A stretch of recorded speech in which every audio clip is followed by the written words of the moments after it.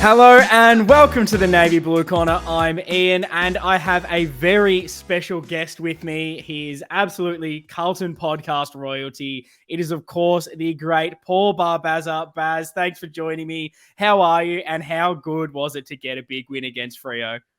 Well, first things first, Ian. After a win, it's normally, woo! Oh, that's what I wanted to hear, mate. Oh, I tell you what, I was thinking about that all day. I was walking to work. I was styling, profiling all the way to work, thinking about getting that woo as soon as we started the podcast. Oh, there's no sweeter sound, I think, in Carlton fandom. Yeah, well, I'd like to have heard it a lot more times, but as it turns out, it's been a bit of an indifferent year, and thanks for having us. And unfortunately, well, Lockie's away, isn't he? So. Yeah, he's decided to go to Europe and enjoy a lovely European summer, leave us to the cold and miserable Melbourne. And so he's going to try and get involved whenever he can. I'm trying to get hopefully at least a little bit of a video message or an audio message from him weekly if he doesn't appear, even if he's just telling me where he is and we can all just get jealous about his travels. But no, it's great to have a couple of guests involved and definitely get yourself on the pod. No worries, mate. Hopefully I fill in some big shoes there.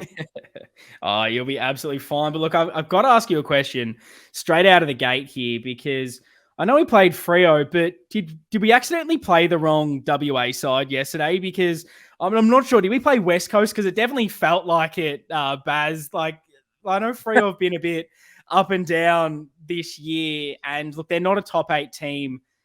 But we definitely made them look a lot worse than they actually are, especially, away from home. It was always going to be tough. What did you kind of make of that win against Freo? Oh, mate, coming into the game, I always have a little bit of a look at the odds, and they were slight favourites. I think they were slight favourites. Our record against them's been pretty good over the last few years, whether it be over there or here. Yeah. So, I mean, I wasn't confident, but I knew that, if we brought something like we played the previous fortnight, I thought, we could get the job done. The concern, obviously, was the ruck situation, which you'll talk about that after, but that panned out pretty, it's non-existent, really. I mean, it's when you've got a midfield and a supporting midfield that, hold the opposition to, I actually didn't really feel any of Freo's midfield got any lick at the ice cream at all. I just thought we're all over them. Honestly, we're dead set all over them. So I think, what I made of it is that when this team brings the heat and the pressure, and our better players play well, I mean, we all know our better 6, 7, 8 players. When they play well, the rest just join in beautifully. And now we've got a bit of a different mix to what we had probably 3, 4, 5 weeks ago. With the introduction of a few players over the last few weeks, and it's made a difference. I mean, they're not wholesale names, but it's made a difference. They're actually role players that, I mean, who are we talking about here? Probably, Boyd, Sincotta, Fogarty, those three, and then you throw in classy players like Martin and Cunningham, and I think Kemp now has had a really good grounding in the two for a few years. That he stepped up as well. So the pressure for mine is first and foremost, you bring the heat, and you're a chance. Then if your better players play well, you're even a better chance. And if you start putting scoreboard pressure on, well, that's the killer. So it's pretty basic footy sometimes, isn't it? It is, but it's something Lockie and I often talk about, and particularly we have a bit of a segment in our match build-up shows of what do you want to see? Take away the win, because obviously we want that. What are the little things that you're hoping to look into the game? And one we always talk about is pressure from the start. Carlton's on when you bring that tackle pressure, and it feels like it's something that is almost never there. And particularly this season, we don't seem to be switched on and ready to go from the first bounce, which seems odd because you think that's the first thing you would have every single game, regardless of everything else that happens and plays out for the rest of the game, that first bounce, you'd think the intensity and everything would be there from the get-go. And maybe that's been an issue, whatever that has been mentally has let us down. But you look at the pressure from this game, it was there, red hot from that start of that contest. And it just makes such a difference. Things sort of didn't go our way a little bit. And definitely in the second quarter, we were challenged a little bit. But just from that start, setting that tone, pressure, tackle, hunting, work rate, it's insane how much that goes a long way. Oh, 100%, mate. And I'm not going to go through all our 8 defeats, but there's certainly a few defeats there that the Adelaide one comes to mind. First quarter, we were terrible. I think the Collingwood game, we were terrible early, particularly the 4.5, or actually first half. There was always a quarter or so in every loss that we would just drop right off. Switch off. And the opposition, they made us pay. I think one of the things that when you talk about tackling pressure, the last game the one that really tipped me over the edge was the Essendon game. That one really got to me. It tipped me over the edge, and I end up saying a few things that, look, I don't really regret, because it is what it is, and I shoot from the hip, and it's from the heart, and it's because I love we're all feeling it. Yeah. But when you look at the 33 tackles that we had in that game, 33 tackles, let that sink in for a minute. But then the week after against, who did we play the week after? Was it Gold Coast or Hawks? Gold Coast, was it? Yeah, we had the... we had the bye. Gold Coast, then the bye. Well, something like, yeah. So we had Gold Coast, I think we had 69 tackles. Then the Hawks game, we had 87. And then this week we had 72. It's a far cry from 33, just quietly.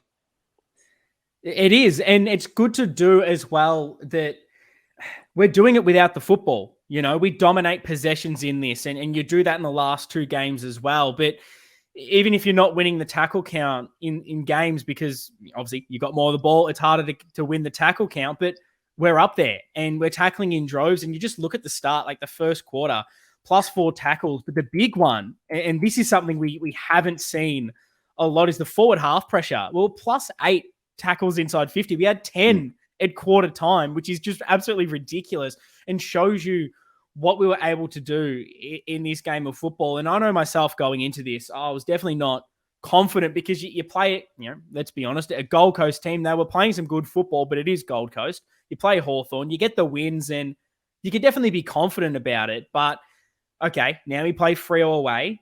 They're not in amazing form, but they're not an easy team to beat, particularly away from home. So you're kind of thinking, well, what Carlton is going to actually rock up here? Is it what we've seen the last 2 weeks, or is it what we've seen for majority of this season? And that was kind of the impressive thing for me of seeing a Carlton that you'd hope you'd see. And speaking of seeing, and that segment again in the match build-up, what were we hoping to get out of this? What did we want to see? My thing was, okay, it's fine to bring it against the Hawthorns, bring it against the Gold Coast, but a big question mark on this group have been when the pressure's there, when another team, starts to get a bit of momentum, puts the pressure on you, what happens? And are we going to see the Carlton we saw in the last 2 weeks? And that's what probably impressed me the most, because not only, obviously, we brought the pressure to start the game, Freo kind of matched it at the start, definitely.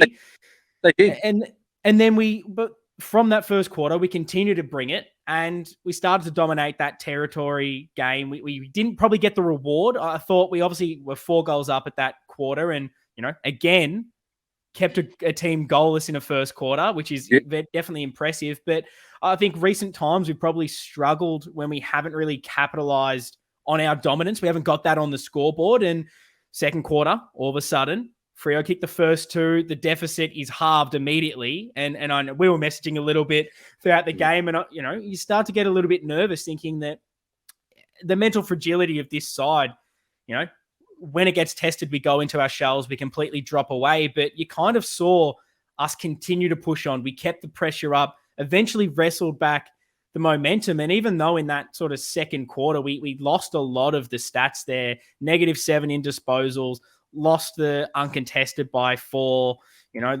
lost the clearances battle as well.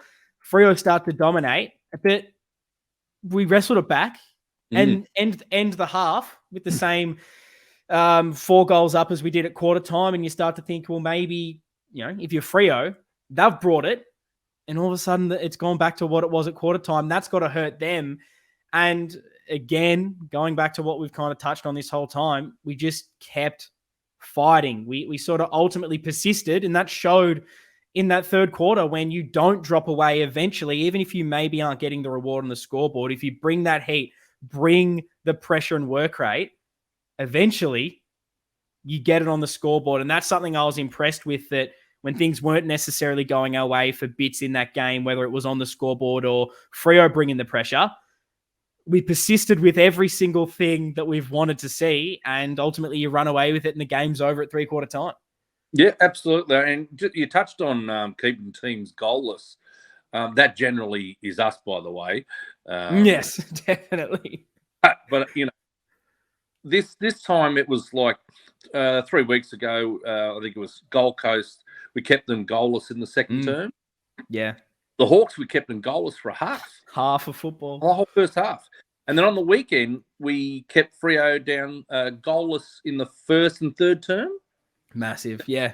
So, correct. So there's five quarters of footy that we've kept sides in the last 3 weeks to no goals.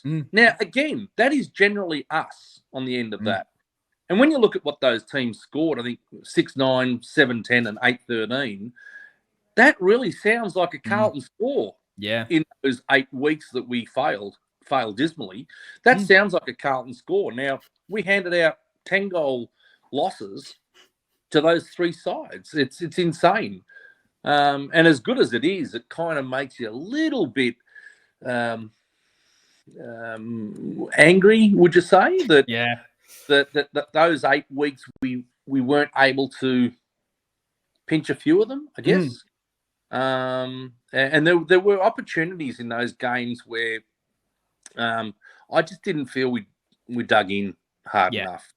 And I think I don't know what the conversation has been since that Essendon game, but I mean, Voss has probably come out and said a few things, but it certainly sounds to me like they've had a bit of a heart-to-heart, players, coaches, and enough is enough sort of thing, and even supporters. We go in our droves, and you're scratching your head. You look at what we're capable of, and you look at what we were producing, and it was chalk and cheese.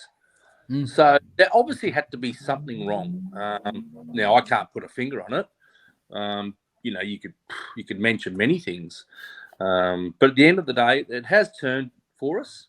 We've got a big one on the weekend coming up, but I think some of the things that I've noticed is we've talked about pressure, but I always noticed that around the ball, where our midfielders now, instead of just kicking that dump kick out of congestion or out of a stoppage, they look to always handball at them, whether it be forward handball, whether it be someone in a better position, someone behind them. They are looking to handball, and our midfielders do handball a lot. I think at one stage I saw Cripps had 4 kicks and 21 handballs. That's what it should be. It doesn't faze me. As long as we win, if it's working, do it. So that's just something I noticed, that our handball ratio, I think, has been up the last few weeks, and just getting on with it. Just playing instinctively, getting on with it. And certainly one thing is hitting the V in front of goal. That hot spot. It's been. You could blind Freddie can see what we're trying to do there. Like we took all that. We've been taking a lot of shots from the boundary line previously. Now we are making a concerted effort to get that ball into the hot spot. And I think that's paid some dividends too, obviously. Yeah, no, I think you nailed it. And looking at, I guess, the obviously shifts in game style to an extent. Because look, when we were playing poorly and we had that stretch where you win like 2 games out of 10 or whatever it was. we were analysing it almost too much on the podcast, where you could basically name every single facet of the game and it wasn't going well. There was lack of tackle pressure. It seemed like work rate was down. We were moving the ball too slow. Everything was wrong. And it feels like in the last 3 weeks, almost every single one of those has had an uptick. We're improving in those areas. The work rate's better. We're moving the ball faster and we're looking for those short handballs. And what's kind of impressed me on top of that, because Lockie was big on talking about that Essendon game and trying to find a positive in, it seemed like the first week where when we got the ball, we were looking to move it. And it didn't pay off all the time. And we had obviously issues in that game that saw us lose in a horrific manner. But it was the first time we almost looked to move the handball. And the evolution, I think, since then, and what I noticed a lot in this Freo game was it wasn't just a move the ball at all costs. It was, for the first time with this group, when we won the ball, it was like every single person in the team knew what we were doing with it. We knew we were going to have a man in that position. The hands went to here. We moved the ball to the wing. We moved the ball through the guts. It was just a first time it looks like we're moving as a cohesive unit. And whatever's switched, I don't know what has happened with it. Almost don't care what's happened, but they just look defensively and offensively like they're finally playing like a team, and there's this selfless act to it that I think has been impressive. Oh, I think, you nailed it there by saying that they look like a team that actually know where to go with the ball, and players were stationed in spots where they just knew they'd be. Look, it's a great observation, and I think that's what you look for in the professional side. They train together. They're always together. They've been together this side. Well, a large percentage of them have probably been together for, what would you say, 4 or 5 years? A large percentage of that list. So definitely start playing. And I guess this is something that we don't realise, is that a lot of them, although they've been on the list, haven't played a lot of footy together for obvious reasons. And you've just seen Charlie Curnow played 100 games. Yeah. In his 8th season or something like that. And Nick Newman played only his 100th game and he's almost 30, which is insane. So, there are when you peel everything back, there are I don't like them. I don't like to say they're excuses, but there are reasons why, we mightn't have. Well, there's no excuse for losing 8 out of 9. I'll put that on the but in the manner that we lost. But to say, to think that, look, the expectations at the start of the year, like mine were, I honestly thought that we would be a top 8 side, but towards the bottom of the 8. Agreed. That's what I thought. Now, when you're 15th on the ladder, you really question just about everything, don't you? Yeah, it's grim. So it was grim. And now, the boys have found something. Coaches must have found something. And it's nice to get, a little bit of reward over the last few weeks. And, but how much of it, Ian, is the opposition? Like, you've probably alluded to that a little bit in Gold Coast and down here, and Hawks, dropping off at the moment. And Freo had actually lost 3 out of their last 4. Yeah. Something like that. So the test is going to come. We all know the test will come. It'll be Saturday night, and there's, a few others after that is really going to test us. It's going to not make or break us, but it's certainly going to tell us a better story going forward. Yeah. Oh, I think you nailed that. Like, I had that in a note here, and we had a good question that came in from Brad Nickel that asked, are we actually back? Because I think that's been the big sentiment on social media, which, look, I love the fans getting up and about after a win.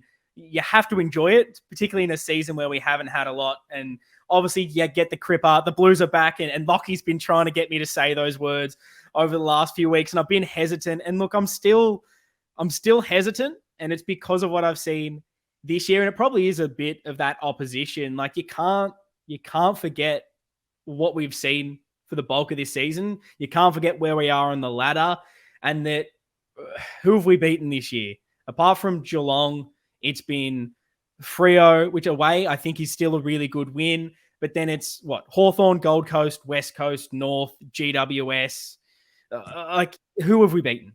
And that's where I think the test still is for me, where until we play the teams that are in finals or the better contenders for me going for the top 8, until we play those and show that we've got this against them, and when the pressure is really against us, because I think Freo, they questioned us a little bit in that second quarter, and we obviously went on with it. I'm very pleased with that. Until a better team comes up against us and really forces it, that's when I think we'll know, and the question marks are still kind of going to be there. But what you can't take away from these 3 weeks is it's not like the wins against, I think, North Melbourne and GWS early this year, where it felt like we really just scraped the wins. We weren't playing good footy. These were demolitions. The teams weren't in it. We absolutely shut out the game and went on with it. And that's something this Carlton team haven't done. And I think that I'm hoping that this block, and particularly this game against Freo, really shows these boys that regardless of what the scoreboard is, regardless of what the opposition is bringing, that if you persist, if you don't drop off, if you continually stick to the task, this relentless work rate, pressure, everything that we've built, that you show for 4 quarters, everything that it requires you to win a game of football, if you keep bringing it, eventually it's going to work in your favor. And if you don't relent, you're going to win more games of footy than you lose, and you're going to win them by a lot more. And I just hope that it's such a buzzword, but that nourishment of doing it gives them such a platform for the rest of the season. Whether we make finals or not, it builds us for next year when hopefully we can start to push towards the top part of the 8 and hopefully onto maybe premierships in the next few years that we're all crossing our fingers for. Yeah, well, you do the good thing. If you do the small things correctly, then the rest sort of follows. But, it starts from commitment, and the intensity and all the things that we all know that good sides bring. But we just weren't hitting those levels. But, it to me now, it's, when you look at your leadership group, and I speak of, Walsh, Wiedering, Cripps, they're the 3 leaders, as in captain, vice captain, deputy vice captain. You throw in Doc and Sard and Harry and Charlie and now Chera, who's just had an enormous season. Like those 7 or 8 players there, like they're good players. They are very good players. They probably, I would imagine they'd all play in any AFL side. Yeah. So when you get them all up and going, and then you throw in whoever you want to mention after that, playing their roles. Nick Newman's having a great season. Yeah. McGovern's, sort of found his way back, in an area where, he's not exactly setting the world on fire, but plays his role. I think on the weekend what I did notice is that when you've got the 3 that I mentioned, Walsh, Cripper and Chera, starting off in the middle, what we do have after that, I noticed that you've got Cottrell, Doc, Akers, Kennedy, Fogarty, Cunningham, and I noticed that they were all on the ground at the same time. Now, that's a lot of guys who can travel up and down the ground. So it's not just your 3 midfielders, is it? Yeah. You've got I mentioned 7 or 8 there, and they're all playing that sort of supporting role, so to speak. So I really like the way they're using Doherty at the moment off that wing. Same. I think it's fantastic. And then the starting 6 up forward becomes a 4 because really it's only Martin, Owies, Mackay, and Charlie who really like living in the forward 50, and the rest push up. The rest actually push up. So whereas when you had Durden and Motlop, they're not exactly seasoned players to play through that mid area. They're more opportunists, or Motlop's an opportunist, and Durden still finding AFL footy. So I think we're talking about 23, 24-year-olds and who have been around a little while that complement those three big guns that we've got in there. And I just feel that, I mean, it's easy to say when you're winning, but it does feel that the mix has changed somewhat, and for the better. Like Sincotta, Boyd, they're not wholesale names, Ian, but they play a role. That whole backline of Weeders, Gov, Kemp, Sard, Newman, Boyd, Sincotta, it's probably got. I reckon there's probably three players in there that perhaps weren't in my side round one. Yeah, I agree.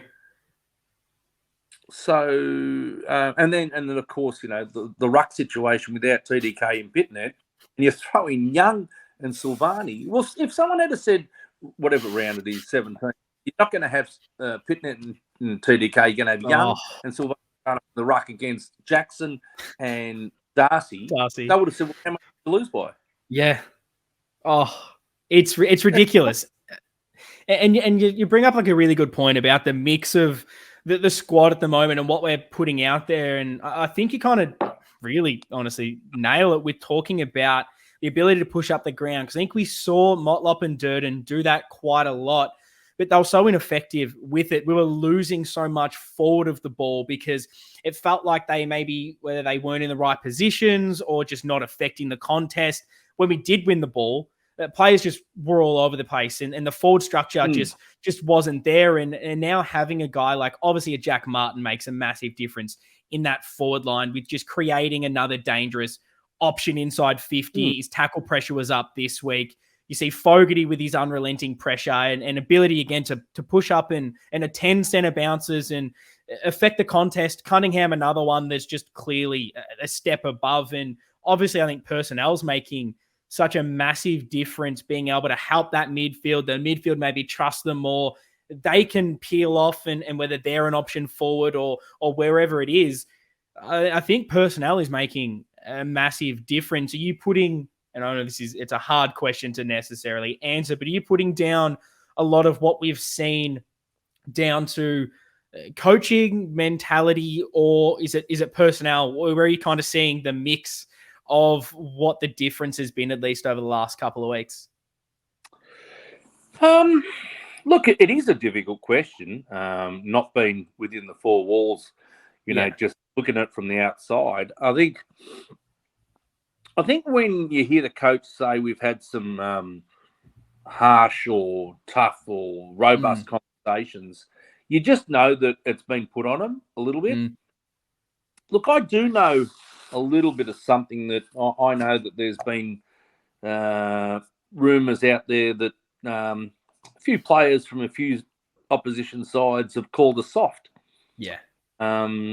Now, I wouldn't mind betting that a little bit of that gets back to the club. You'd hope so. All know they've all got mates inside, and that would burn. That would absolutely burn. And then when you see our pressure go up over 200 in a couple of quarters on the weekend, and I think it was across the board against, I think it was Gold Coast or Hawthorn, I think it was up around 190 for the whole match. Yeah. And, you know, I've already spoken about the tackle count. You can just see that players have almost said, well, enough is enough. So, and playing that sort of instinctive type footy, and you get, like you say, nourishment on the scoreboard, you can see the smiles. You can see that they're enjoying their footy. And with that comes confidence. But first and foremost, you've all got to buy in. You have to buy in. You got to buy into the system. You got to believe. You got to believe and you got to buy in. Once that happens, then you get belief. You get belief, you get confidence. Of course, the results help. They help a lot. But, you know, on the weekend, we come up against a Port Adelaide side who they'll be relentless probably for 4 quarters. Generally speaking, they are, aren't they? Generally speaking, they're pretty relentless for 4 quarters. Now, we have to match them and surpass them. If you want to win the game, you can't, you know, expect to rock up against them and put in a really poor performance in a quarter and expect to knock them over. It won't happen. So that, for me, is going to be something that I'm going to watch intently, that we bring what we've brought in the last few weeks, but this is quality opposition. This is a side that is sitting second. I think they've won 12 or 13 in a row. They have hardly they've had a little bit of luck along the way, though. They've had some close wins. Is that right? Yeah, got goal after the siren to win it against Essendon, and they've definitely had moments that they're beatable. That they're not perfect, but you need a bit of luck season of AFL football. But they've definitely, I guess, put themselves in those positions to have it fall their way. It's probably your question's valid. It's probably a little bit hard to answer. It's probably a little bit about everything that you mentioned, really. Yeah, I wouldn't be surprised if the coaches have sort of re-evaluated, not so much the way they're coaching, but I reckon they must have tweaked a few things too. Yeah, I think so. I think you can see, by the way, probably from that Sydney Essendon game, that there were elements of it, and then whatever happened has allowed us to just take the game on more and move with a bit more freedom, move with a little bit more confidence. But I have to ask the question, because obviously some people are lids off, some people are Blues are back, everything's perfect. This is the new Carlton. Where do you kind of sit at the moment, particularly going on for the rest of the season? Where is this Carlton team for you? Look, I'm a lot older than you and a lot older than a lot of the podcasters out there these days, and a lot of probably the listeners too. So I've been around, and I just know that you're best off keeping it at a low base. I just think, because we've sort of been burnt a little bit along the way. I'm not telling people what they should do. I'm just telling people from my perspective. I like to just keep things real and keep the perspective. You've given the outline of the three sides that we've played. Now we could have lost all three too. The way we were playing, we could have lost all three. Oh yeah. We were 8 out of 9. There was people saying, "Oh, we could lose to West Coast." Hawks. They can knock us off. Gold Coast, they're coming down here. They'll knock us off. So I guess from that perspective, we have turned a corner and we have put them all to the sword. 10-goal victories, you can't dismiss them. But when you've got the opposition that off the top of my head, I think we've got Port Adelaide coming up. I know we've got to play St Kilda still, Melbourne and Collingwood still. So there's 4. I think there's Gold Coast up there and GWS.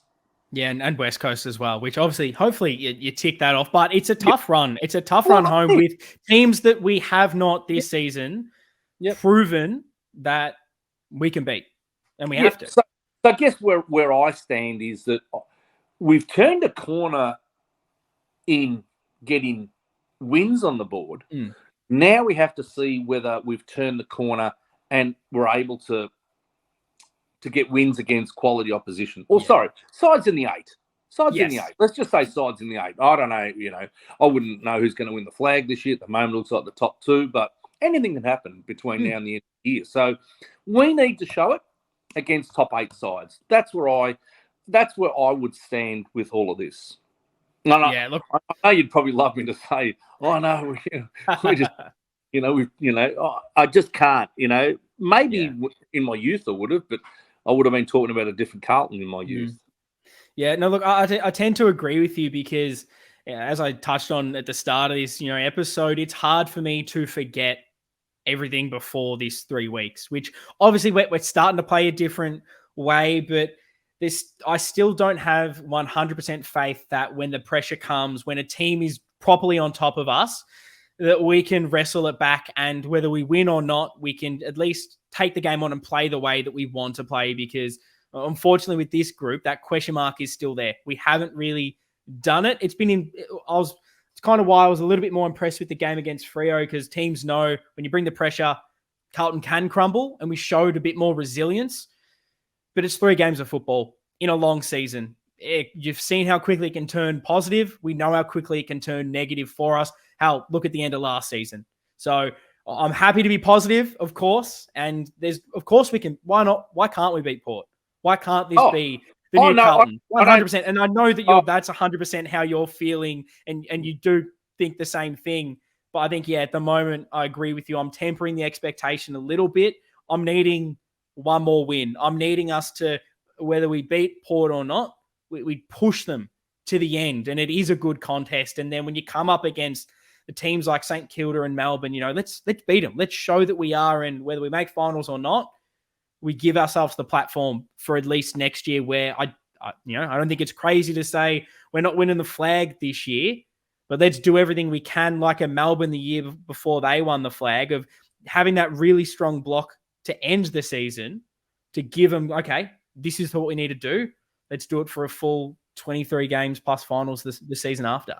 Yeah, look, I mean, I agree with most of that. The one thing that I'm not going to say I disagree with, but I think we're sort of, because I know Lockie normally agrees with everything you're saying. So it's nice to have something different. Yeah. No, when you say it could springboard us into next year, that I understand what you're saying, but this year is still very alive. Yes. With 4 points out of the 8, and I know we're a little bit of percentage away from Geelong, but 7 games to go. It's all about this year. And look, when it becomes, if and hopefully it doesn't become mathematically impossible, then of course you start thinking about what you're trying to do for next year. I get that. But right now, she's alive. She's absolutely alive. I definitely agree with that. And I think you sort of picked that up, because I'm hoping that everyone inside the club, everyone is going, win every single game. This is it. And maybe that's something we need, where potentially last season, I know a few people in the Carlton community have brought this up, saying that maybe at the end of last year, is there a part of them that had the mentality of, okay, we just need to win 1 game out of the next 4, or 2 games out of it, instead of maybe going in thinking it's all of them? And does that 1% that you're off cause it? Whereas now we're going into this rest of the season having to go, you can't afford to drop any. When you do the math, then maybe it's 2, but I don't think the players can have that mentality, because as soon as you do that, you lose the next game. You lose against West Coast, you have that blip. So I agree with you. I think 100% season's still on. You go for that. It's probably just me trying to protect myself in what if we don't maybe make finals and things don't go that way, that I'm maybe looking bigger picture, thinking that, well, if everything else fails, if you can at least have this block. And that was kind of what I was looking at before we had this uptick in, look, if we're shit for the rest of the season, I need to see enough to get excited about next year. And this is that next step. We've got that confidence back. We need to have a red hot crack at this for this year and try to push into finals, because obviously there's some tough games, but there's teams in that bottom half of the 8 that do not look like they should be top 8 sides right now, and they're up for grabs, and it's a close competition. Anything can happen. Well, I made the comment to, I won't say who it was, but it's definitely someone pretty high up at the Carlton. You probably can't go any higher. I made the comment. I'm a little bit perplexed at sides like perhaps Essendon and Kilda, who I honestly thought that we would surpass this year. Yeah. And like looking at those two, well, I'm not saying that they're cemented into the 8 by any stretch, but I would have thought we would be in their position right now. And that's the disappointing part. That, I mean, we know our footy. I think we know our footy, and we watch enough of it to think, well, Essendon, St Kilda, on what we sort of showed last year, I thought we're going to be better than them this year. Honestly did. But the facts are that both of those sides knocked us off. Yeah. Convincingly. So it's a bitter pill to swallow. It's now what went wrong. Again, I can't answer, all those questions. It's, we can't keep looking back. We've got to look forward, to what you can, bring now in the next 7 weeks. But we get a chance to play one of those sides again in St Kilda, and I'd like to think we'll be able to handle them. But yeah, it's a tough one. It's a tough one. It's an interesting question. It's a question that I know that a lot of people now ask, in our finals and all the rest of it. But you're best off keeping it low key, I think. Anyway, But like I said, who am I? Mate. And the thing is, we win if we beat Port. That's when you start to think, well, okay. And if it's a convincing win too, then you're going, well, God, what can we do? And you start to really get the ladder predictor out and getting all into that. But I agree with you. It's kind of until we start really proving it against these sides, that's when you need to show it. Until we do, you need the wins to get on the board. A couple of other things I want to cover before we get into the listener questions, because there's heaps to cover. It's talking about some more positives in this, and we've touched on defensive efforts and physical pressure, but there are probably two moments I really wanted to highlight, and I'd love to get your thoughts on them, and then any other big moments from this game or individual performances you'd love to touch on. But I just thought that there were two moments I saw that were kind of quintessential in what we were about and what gave us that win. And one was Jordan Boyd's one-on-one contest win in defense. And so many times in that game, you could feel the perceived pressure on Freo. There was one where I think it was Amos goes to get the ball, and all he has to do is take it cleanly, and he walks into an open goal. And there was just that little bit of, well, I know there's someone coming for me. And just that 1% makes him fumble. All of a sudden, we win the ball back. We make it a contest. And the Jordan Boyd one was massive, where does he have a right to really win that contest? Should he be doing it? But he does everything to make sure he gets it done. And those moments just build you. And then the other big one was from Jack Martin, it was a big bump on their captain. Massive statement made where, he's probably thinking, I might not be quick enough to maybe win this ball. And these are the little things that I think have been the clear changes over the last month of football in, well, what can I do to affect this contest? What can I do to maybe just get the percentages on our side? And in that case, it was turn the body and get some physical contact. And that bump was massive. And those little things have just been such big moments for this group. And I just hope they continue. What we kind of thoughts on those? And do you have any other main talking points from the game that you'd love to cover? First of all, Liam, that's why you run a podcast. You pick out these things that, perhaps other people might not sort of, people always look at the main players who, kick the goals and set up the goals and whatever. But, Jack Martin, people, you need to understand he's been out of the game for a fair while. Yeah. And he's had trouble with that calf and a few other issues that, we don't bring up. But there's been some issues along the way. Now, for him to come back in the last 3 weeks, I'm going to be honest. I thought he was a player that I didn't think we'd see him. I didn't think we'd see him this year. I agree. For all sorts of different reasons. But when you see him come in, and I thought his first half he was quite fumbly. And I think I mentioned to you that I thought he had to lift a little bit at halftime. And he did. But he did. He lifted in spades. And that moment you mentioned, and I know you say it's only little. It's not little, mate. Yeah. That's not little. Anyone who's played footy knows that ain't little. It means a lot. Yeah. That means a hell of a lot. And he gains a lot of respect from his teammates for something like that. The other one you mentioned was Jordan, and I'm glad you mentioned Jordan Boyd because, again, we can talk about the top 8 players that we have in our side till the cows come home. Generally, they don't let you down, but they had been letting us down. But generally, you know what you're going to get from those players, but you don't know what you're going to get from your bottom 6. And it's no disrespect to Jordan Boyd to say that he's in our bottom 6. I'm not saying that to disrespect him. I'm basically saying it because this is what we've been after. We've been after these role players that, he's not going to get his 25 possessions a game. But when he does get the ball, he wants to use it. when he knows he has to defend, he wants to defend. He has to defend. To keep his spot, he needs to defend. And that moment there, I would say, in years gone by, whatever player that was would have lost that contest. Yep. And I think Kemp had a one-on-one similar situation. Wasn't as clean as Boydie, but still, halved the contest.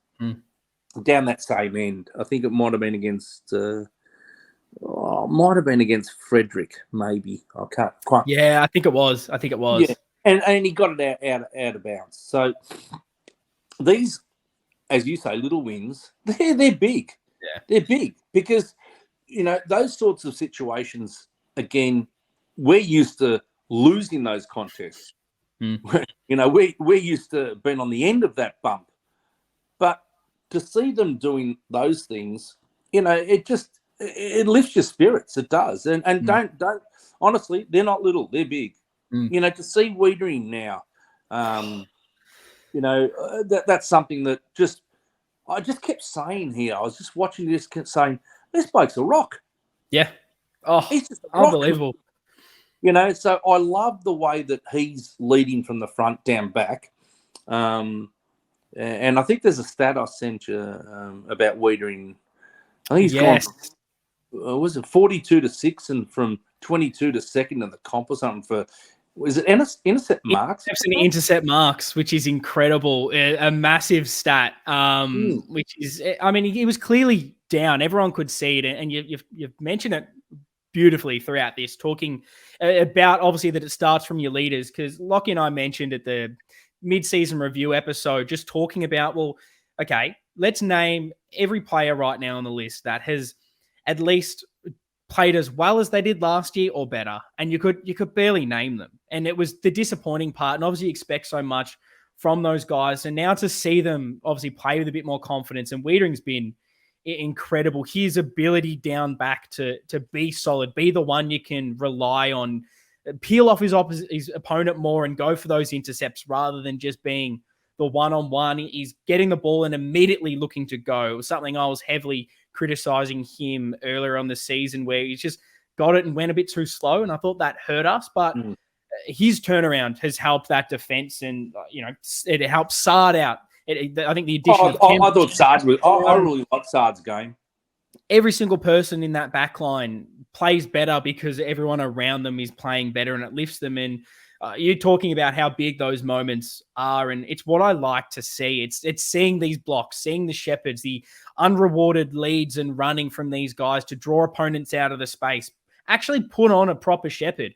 We don't see that, and we haven't seen that for years from this team, where they kind of actually make it count. And it's the little things that have definitely been the impressive part of this. It's whether you're winning the ball or not, you have to make sure that every single moment that you're involved counts. And I feel like we're starting to see that. And I think you're getting rewarded with those little things that we don't see, of a coast-to-coast goal that we walked it in.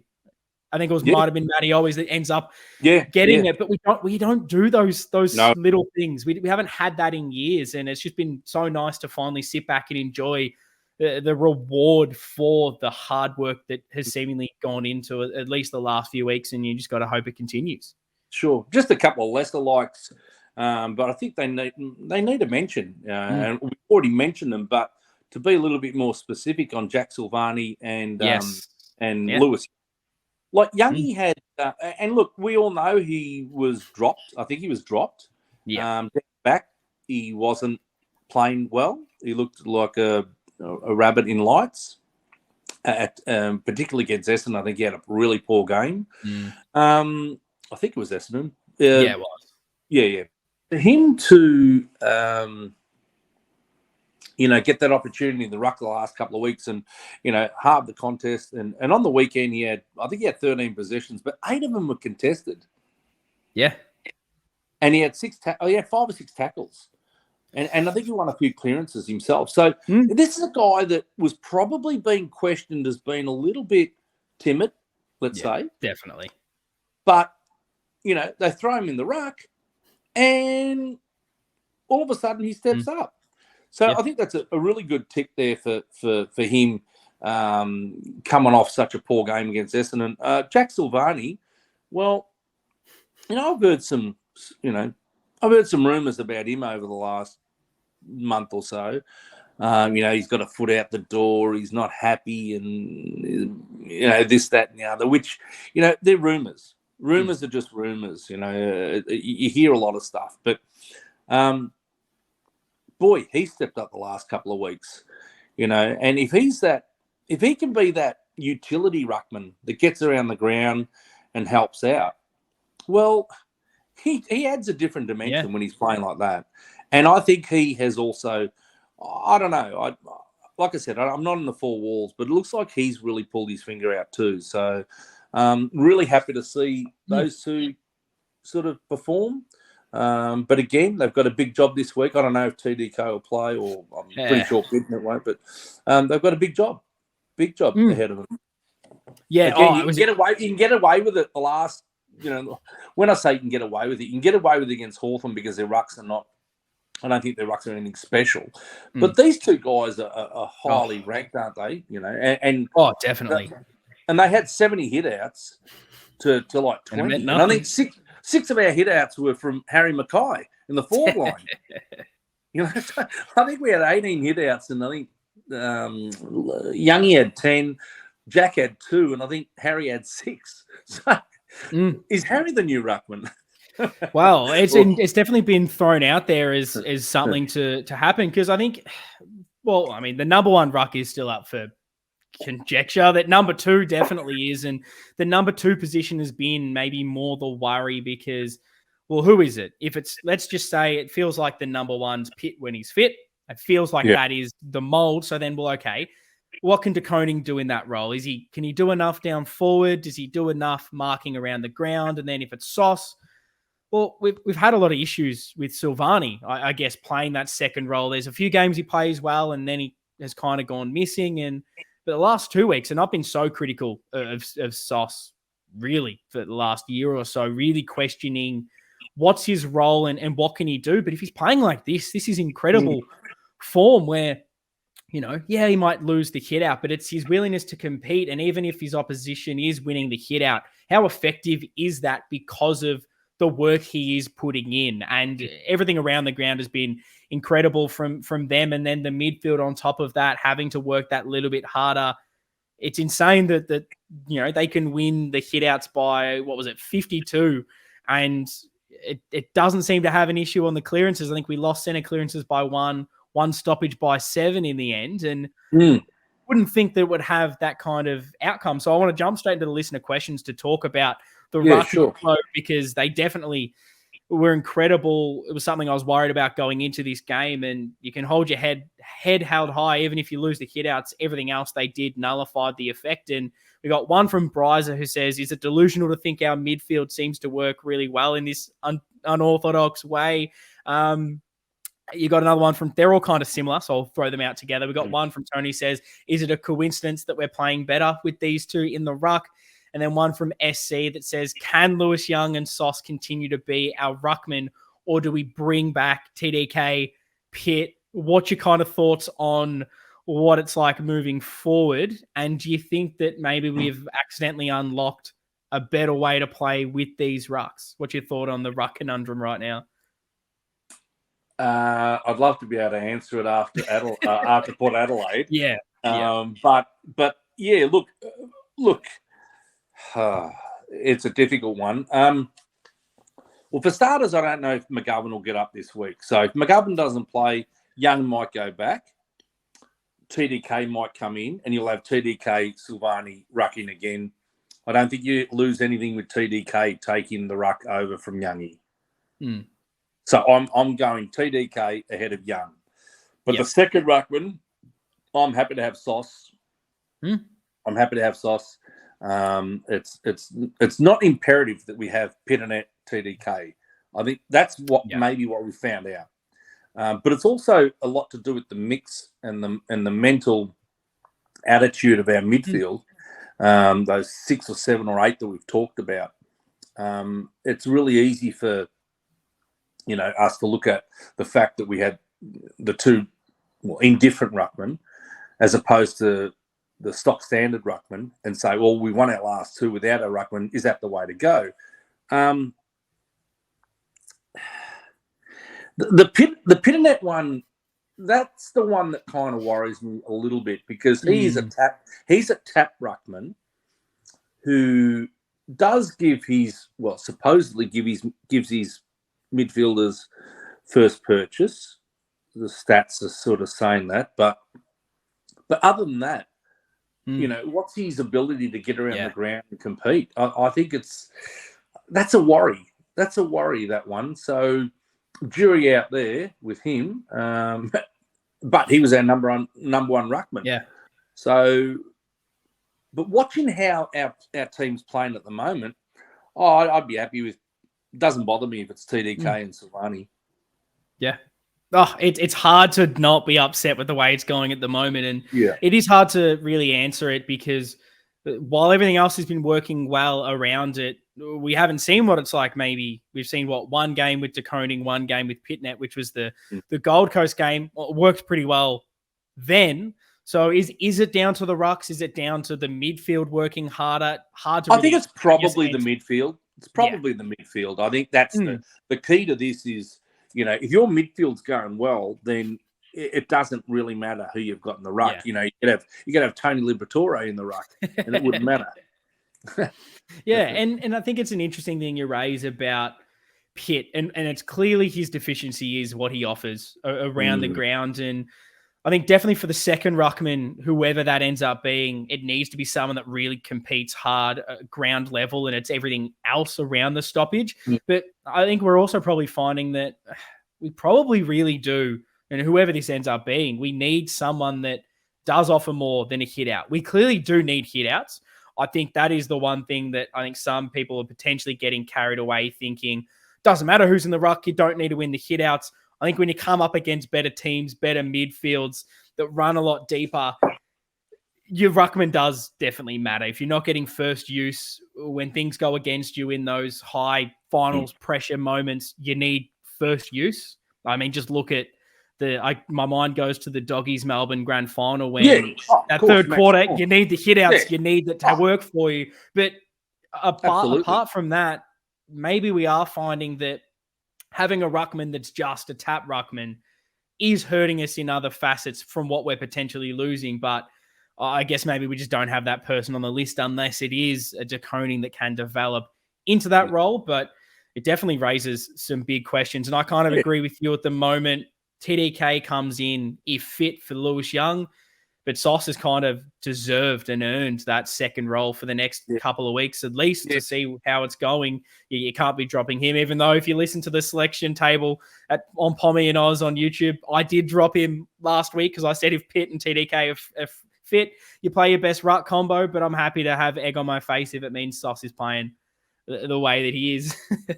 Well, the Sauce thing's an interesting one. If you've got Harry and Charlie up there, well, I want Sauce to push up. I don't want him next to them.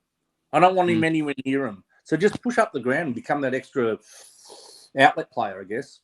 And leave it to Martin or Cunningham and Owies to be around his feet, and just get Sauce up the ground. Get him involved. Don't have him in that forward 50, because the other two are going to work it out. I think they had 10 shots at. I think they had 10 shots at goal between them on the weekend. That's big. They kick 6-4. That's generally what they do, though, Ian. Like that. That's their average. That's their average across their whole career. Both players are at about 2.5 to 3 goals a game, and even in our losses, they're kicking 4, 5, 6 goals. But we didn't have anyone kicking goals apart from them, other than them. So I guess when you look at the last 3 weeks, and I don't know exactly, but I think it's been 9 goal kickers, 10 goal kickers, 9 goal kickers, or something like that in the last 3 weeks. That goes back to my era, mate. That goes back to my era. That brings tears to my eyes to hear that, to see that. I mean, I love that. I absolutely love that. There was one other thing did you pick up on the Cripper? Yeah, I saw that. Saw a bit of that. He's done that once before. He didn't do that, but I think he walked into the can't remember who we beat. Might have been Sydney, and he said something like the Blues are back or something like that. Yeah, Gold Coast. It was against Gold Coast. I think the following week we lost, but but no, my daughter was watching that on the weekend, and she, you know how myself and her, we go every week, and we're tight as anything, and she's mad Carlton. Seen nothing like a lot of the youngsters, but going back a few weeks ago, she was pretty down and out about things, and so was I. You know, it was one week me saying, oh, "I've had it. I can't go on with this." It was one week her saying the same, and her picking me up and me picking her up, and you know, we got back into the swing of things and just said, you know what, let's just go to the footy, and whatever happens, happens, and just stop your whinging, you know. But she texts me at 3/4 time, and this gets me emotional. But when she saw Cripper smack the chest, you know, she had a tear. She had a tear. That's what it means. Yeah. Oh, it's those little things, and I remember I always remember this. It was only a few weeks ago. It might have been in the mid-season review, or maybe it was after the Essendon game where Lockie actually posed the question to me, because we were obviously being critical about everything, and I mean, you touch on it there, and I think every Carlton supporter felt the same, where you were going, I don't want to go this week. Like, I don't know if I want to watch this anymore. It's so frustrating, and then eventually you will yourself to be like, maybe it's this week. And Lockie asked the question, you know, do you love these boys? Like, do you like the playing group? And it was kind of, I don't know anymore, like, because I thought I did, but they're bringing me so much pain that it's so frustrating. And then you see those little moments, you see the little bumps, you see them celebrate goals, and you're like, no, I'm an idiot. I was just down. Of course I love these boys. And you care so much because you want to see these guys in particular do it. Like, obviously the jumper, all of that comes first, then the players, but they're the ones out there doing it and giving everything. And you see a guy like Cripper that stats come out after that game, or how many games he hasn't played in a final. And it's like, shut up. Who gives a shit? He's someone that plays for this, plays for us so much. And to see him get a little bit of joy back in this and clearly want to do it for the broader part of Carlton. Those little things that mean so much as a fan. And we kind of touched on it a little bit there, talking about the goals. I want to bring up this question from one of the great listeners of this show, Superbad, who asks, for some reason, we've been looking for that extra pass inside 50 for an easier shot on goal. Do you think this is instructed, or are the group just finally clicking in what they're trying to do? Well, it's something I've definitely noticed. It's a good question. It's something I've definitely noticed after the last 3 weeks. There's no doubt we have been looking for that better opportunity at goal. So has it been instructed? It certainly looks that way, because I haven't seen them do that all year. Like, they go to the pockets. You know, that's why Harry's kicking them all over the joint, and you know, players that, you know, it's a low percentage from the boundary line. So I think it's been trained and instructed. I think it's that, because there's been, for me, I can see them looking inside all the time. So it's a good observation, and I would say it's been pushed from, well, whether it be the main coach, or whether the senior coach or Hansen, something's changed there. It feels like it's been a focus, and it's obviously so many different layers. I think the mentality, the work rate, and that forward mix, and you know, you look at Hansen's been given a lot of crap over the season for how dysfunctional this forward line has worked, and maybe there's an element of they finally got that mix right, and that's making things look better. But I think it has to have been a directive in the way we are moving that ball inside 50 and moving for dummy leads out the way, and you know, looking at the inside 50 way we have been moving it. I go to one of the goals, I think it was the first quarter, where Newman has it outside 50, who finds Chera, and you go, beautiful, Chera's going to have a set shot. All of a sudden he finds Owies again, and it was like Newman could have had the shot at goal. He's given it to Chera. He gives it to Owies. It reminds me of, I think it was the Brisbane game where they did that to us, where Gunson has the ball and you think he's going to take a set shot from the boundary, and he chips it short and then chips it short again, and you're going like, are we switched on? How many times do teams do that to us when we've been poor? of just this little chip, and it's like you've switched off mentally. And to see us finally do these little things that teams have done to us, it's massive, and you can't help but be smiling about these little things. So yeah, it was a great observation. I love it from Superbad. Absolutely. Beautiful. We move on to another couple of questions. I'll try to get through them nice and quickly here. A big one that maybe we don't have the answer to. We've alluded to it a little bit. It's from Baggers. Oh, sorry. It's from, where are we? I'm losing it here. Yeah, well, he's from Baggers for Life, who says, well, we've kind of answered the first bit in how we explain the turnaround, but the big question, how do we keep it going for the rest of this season? It's tough. If I knew the answer to that, my name would be Michael Voss or Dennis Pagan or look, it's built on belief and confidence. Yeah.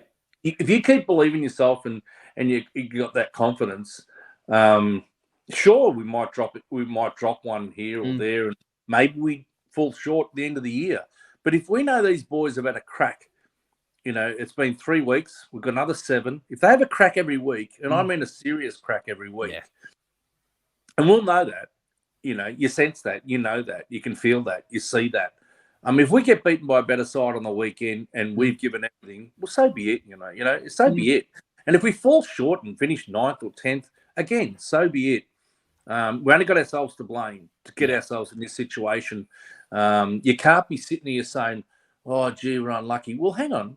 You lost 8 out of 9 and you lose 2 on the way in the last 7. So you can't be sort of too despondent about it. But how do you keep it? It's all about belief. Yeah. Ask Collingwood. Ask Collingwood. Ask Port Adelaide. It's built around belief. Listen to their coaches. It's built around belief. I mean, Hinkley talks about, they're a highly contested side. So we, Collingwood, well, you hear McRae talk about it's all built on belief. And, you make a mistake. Don't worry about the mistake. Get to the next contest. Worry about what you're going to do next. You can't fix the problem. You can't fix the mistake you just made. Yeah. So get on to the next one. Yeah, so, 100%. It's built on belief. I believe it's built on belief. I always say 2 arms, 2 legs, and a brain, and it's 90% above the shoulders. So, I wrote down through that like mentality. That's everything's fallen in my room. If you heard that clang, but mentality is what it is for me. Like the belief, it's literally above the shoulders. You've seen it when we've been down, and everything that comes from that. You've seen the work rate lift. You've seen the pressure lift. I feel like all of that is coming off that belief. So I think you've absolutely nailed it. We've got one here from Soj who asks, he sort of wants us to discuss, and he sent us a bit of a screenshot and talking about Harry's defensive efforts, because the blurb here is that Harry Mackay had laid more than 2 tackles in a game only once this season before round 14. In the past 3 games, he has laid a total of 12 tackles at an average of 4 per game. I guess off the back of this, his form in front of goal has seemingly improved. He also had a team high 3 inside 50 tackles against Freo from this pressure. So I guess off this, I've got to ask you the question, how important to the team is Harry's pressure in bringing that, defensive pressure overall, and how much has that kind of improved his confidence and resulted in better goal kicking? He was clearly, for mine, in the best 3 players on the weekend on our side. I think he had, he took, I don't know how many marks he took. It seemed like What about his score involvements and assists and that sort of stuff? So he kicked 3-2. His work rate, when you see your big boys, working hard and getting some results, not just on the scoreboard, but the little things like you say about the tackling, pressure, a smother, or anything like that. I think it's invaluable. I think, a player like him was being questioned weeks ago because of, but everyone gets the yips in front of goals. It just happens, you wouldn't be human if you don't have those sort of thoughts go through your mind from time to time. But I think he's very important, actually. I think he's really, really, really important for the structure of our side. Him and Charlie, obviously. But he's you need Harry.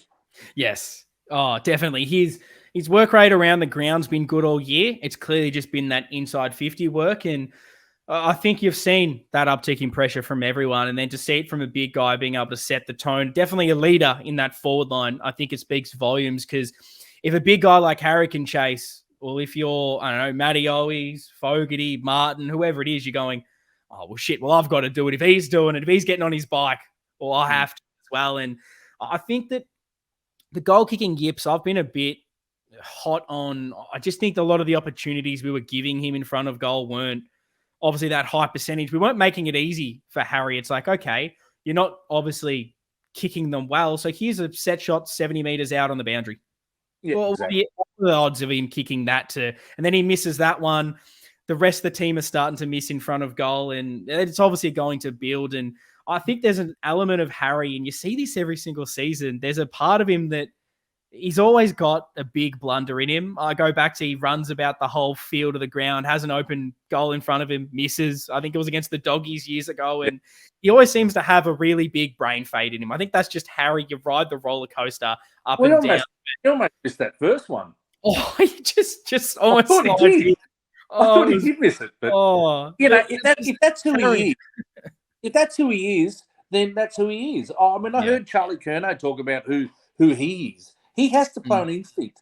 That player plays on instinct, and he's going to do some remarkable things, but he's going to do some remarkably silly things too. Yeah. But that's who they are. You want them to express themselves. I guess in important moments, really, and I mean really important moments, they need to know in important moments what they need to do. Yeah. Whether it's hold on to it, whether it's, take the percentage shot, lay it off, go quickly, go backwards. In the big moments, you need to know what to do. And that's when you look into your two big forwards to make the big calls. So these two, hopefully they play finals, but, and when they do play finals, it will be heart in the mouth stuff. Yeah. Always. One last question here. It's a good one from Shane Davis, who says, another 10 coaches votes for Adam Cerra. Why is he not being talked about as an All-Australian this year? Great trade.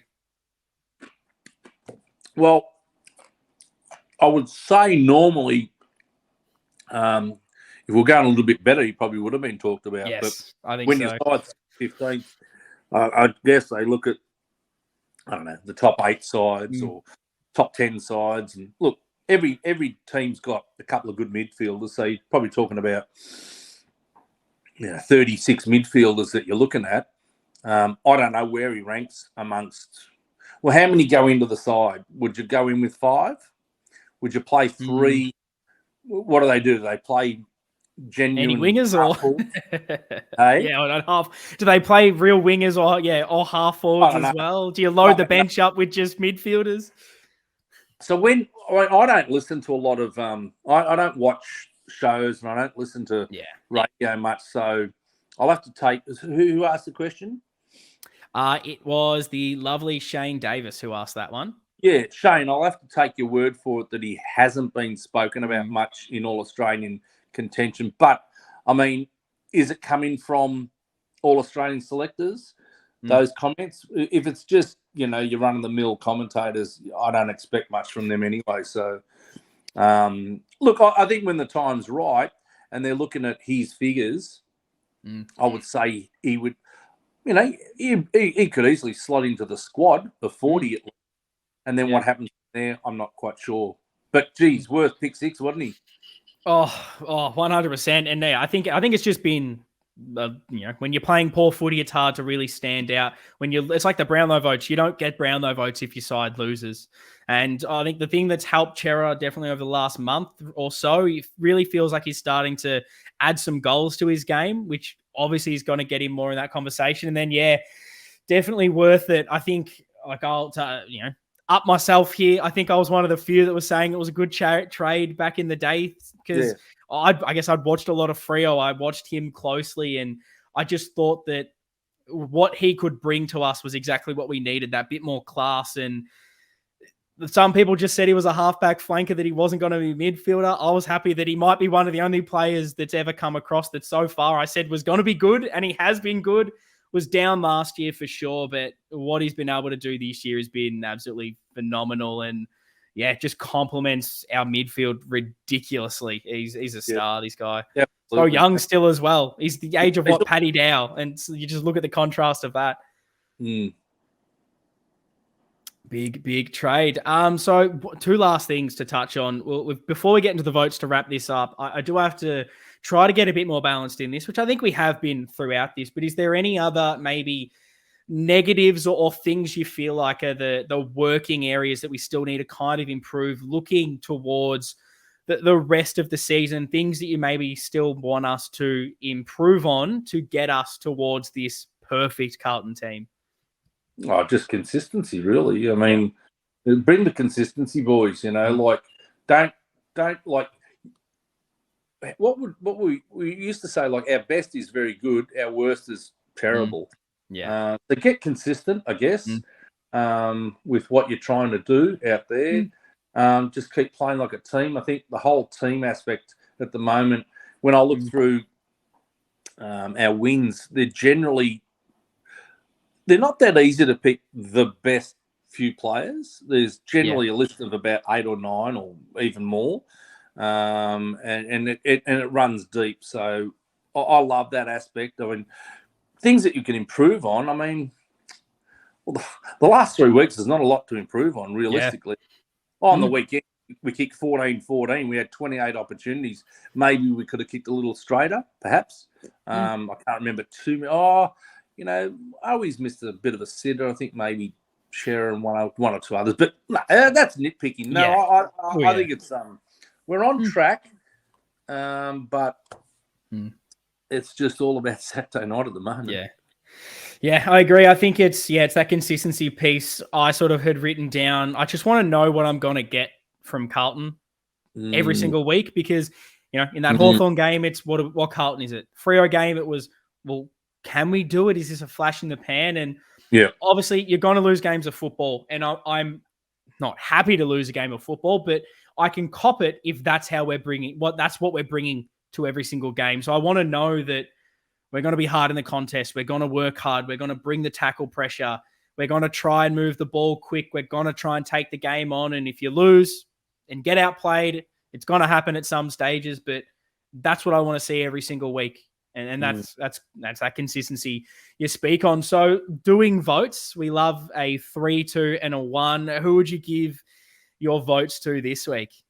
Well, I went a little bit against the grain. I enjoyed Walsh's game. I really did. So I gave him the 3. I gave Chera the 2, and I liked Harry's game. So they were the 3. 3-2. Really difficult. I could have thrown in another 6. But I mean, throughout the game, I kept talking about Wiedering's game and Sard's game. I think Charlie had 10 scoring involvements. Cripper's back to his brutal best. And here I am leaving the captain out. And he's had a huge day. So I just thought that Walsh brought it early and set the tone when the heat was really on. So I went Walsh, Chera, and Harry. No, I love it. I don't think you can go too wrong in the votes this week. You could make an argument for just about everyone, like, Newman as well, a name that you could touch on as someone who was just incredible down back. And for me, I've got 2 incredible snubs. I didn't give any votes to Cripper, and I didn't give any to Chera, which may make people super annoyed, but I'll give my reasoning. I gave 1 to a bloke we haven't touched on, in Sam Doherty, who I just thought his work rate all around the ground and selfless running, that's what I loved. And it was that team thing that he was doing. I thought his work rate around the ground caused a lot of Freo's turnovers by being in the right position or just putting on the chase. And I thought it then created a lot of opportunities for us going forwards. I think he's someone who you could easily have not noticed in certain moments of this game. But I don't know, it's just little things he did for me, those little team things that for me made the difference. And why I really wanted to highlight him with a vote. You can read his stat sheet. It looks great. 28 disposals, 1 goal, 3 tackles, 8 marks, 7 score involvements, 4 inside 50s, 3 rebound 50s. But it was just the relentless running back and forth to cause a tackle, cause a stoppage, put on a block, move the ball forward for us, that there was so many times where I thought free or out, and it was Doherty that allowed to make the stop or did just something little that I really wanted to highlight. I gave 2 to Walsh. I thought he was the main driver in the midfield, 32 disposals, 3 tackles, 7 score involvements. And just for the fact that Harry Mackay got 20 disposals, I thought that deserved the 3, but it was Walsh or Harry flicked the coin for that one. 8 marks, 3 tackles, 3 goals. Yeah, exceptional from Harry. Big highlight, but you really could have made it anyone. And if you're watching this on YouTube, drop your votes in the comment section. And if you're listening wherever you get your podcast, at Navy Blue Corner is the socials. Like, you'll be kicking me listening to this, knowing I haven't done any plugs so far, but I've just been sitting back enjoying the chat so much that I've almost forgotten them. But drop your comments throughout anything we've touched on throughout this episode in the YouTube comments and at Navy Blue Corner for the socials. But is there anything else that you would like to touch on, Baz, before we head off? Not really. I don't know what's the Kennedy issue with the knee. Yeah, that's a bad one. I don't know what's happened there. Is there been any? No, we're hoping that it's not the main. I hope it's not the ACL. That's I hope it's not that. Oof. So I hope it's or a PCL or something, hypertension or I don't know. But I'm hoping that it's not a big one. But he obviously won't be playing, so that'll be a straight swap, you'd imagine, for Hewitt. You'd think so, yeah. And McGovern on a 6-day break, decent corky. Just going to see whether he gets up. And if he doesn't, I think I've already mentioned what I'd probably do. I'd probably send Young back. Who have they got? They've got Marshall, Dixon, and who's the other bloke? Georgiades in there as well at the moment. I honestly, he's out. Finlay, is it Finlay's? Finlayson, that's the one I was meaning to say there. Yeah, him moving through rucking forward. Yeah, so probably young Weeder in camp. I could see that sort of working, I think. And then obviously, that would mean that TDK would need to come in though. Yeah.